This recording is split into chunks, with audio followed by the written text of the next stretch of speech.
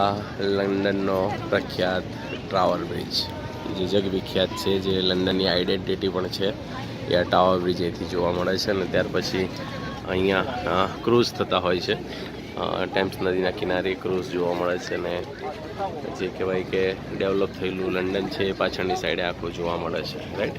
સો આ એ tower bridge છે.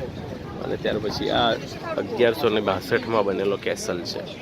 અને ત્યાર પછી આ કેસલને એક ફોર્ટ તરીકે જાહેર કરવામાં આવ્યો હતો. ને ફોર્ટ પછી આ એક જેલ તરીકે હતો, જેમાં સોલ્જર્સને લાવીને, જે લોકો બંધક સોલ્જર્સ હોય એમને લાવીને અહીંયા રાખવામાં આવતા હતા. અને અહીંયા જ પછી એમને બીહેડેડ કરવામાં પણ આવતા હતા, રાઈટ. સો એ આ કેસલ છે, જૂના સમયનો 1162માં બનેલો આ કેસલ છે.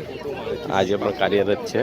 પણ ભૂતિયો મહેલ જેને કહેવાય એમાંનો આ ભૂતિયો મહેલ છે, કારણ કે રાત્રે 5 વાગે, સાંજે 5 વાગ્યા પછી એની અંદર કોઈ એન્ટ્રી આપવામાં આવતી નથી, રાઈટ.